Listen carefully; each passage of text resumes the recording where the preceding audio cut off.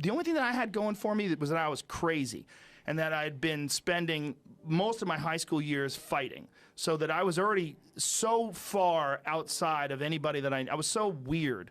I didn't fit in anywhere. I was weird too. Isn't that funny? I didn't feel like I had a pot. I knew one thing. I couldn't work like a regular job. Like I had to figure out something else, because like there's the idea of, it was literally the idea of being in an office was like torture. The people that I know that get to do what they want to do for a living, it's not like their lives are completely happy. Everybody's going to face problems, no matter who you are. Your health is your engine. Yeah, your health is literally the chassis, the tires, the brakes, the engine of your vehicle that you move through this life with. And too many people don't pay attention to it. The lack of energy is a killer, and as you get older especially. It's not just that. It changes your ability to do things. If you don't have energy, not only will you not have the energy to pursue things, but you won't be able to do them the same way. If you have energy and enthusiasm and say like you're healthy and you want to write a book, you're going to have thoughts that'll come into your mind that won't come into your mind if you're exhausted. Agreed. And that's fucking huge.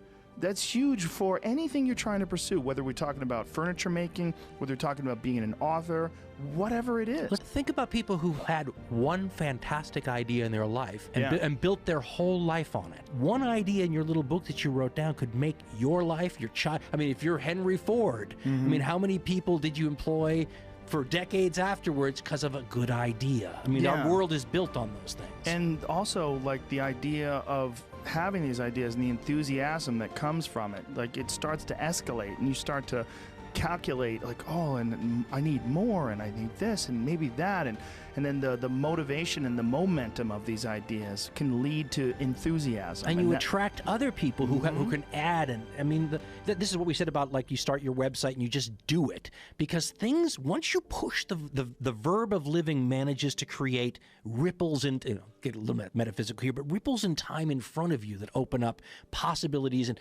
because someone may, you know, if you only have one podcast listener, but that podcast listener is like, wow, that's great, I'm gonna, and gets a hold of you, and your life goes off in another different direction. But you have to try. You have to try. The suggestion that I always give to people is write down things that you want to try to accomplish. Pretend there's a documentary crew filming your success story, and they're following you around right now. What would you do?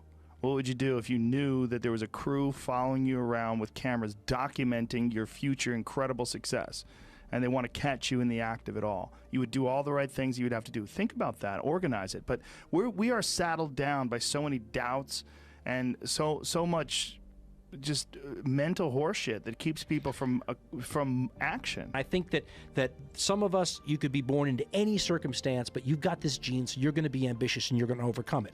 Then I think there's people who have no ambition gene, and there's nothing you can do to help them. And then I think there's a huge number of people in the middle that could go either way. And the question I have is, you don't have to help the ones with the gene. You can't do anything for the ones without the gene. How do you increase the odds for the people who could go either way? Just try and see what happens. And my stepfather had a great line. He said, what's the worst that can happen? Yeah. And, you know, sometimes you have to think about that to realize if you're scared about failure, don't be scared about it. The greatest in the world have failed. I think failure is awesome for you. And that's one of the reasons why, like I said, I like doing things that I suck at. You know, you could get real complacent if you're really good at something and you only do that thing all the time. I agree with that. And you're not growing anymore. Yeah, you're just not challenged. You're not at the bottom of the heap. You know, if you start jiu-jitsu right now and you're a white belt, you're like, oh God, what the fuck? How could I ever get good at this? And it's humbling. But in that humbling thing, you learn about yourself, you learn about discipline, and you build up that engine, that muscle that is trying to work things out and figure things out. Creating a more formidable you. Yeah, it's a good way to look at it.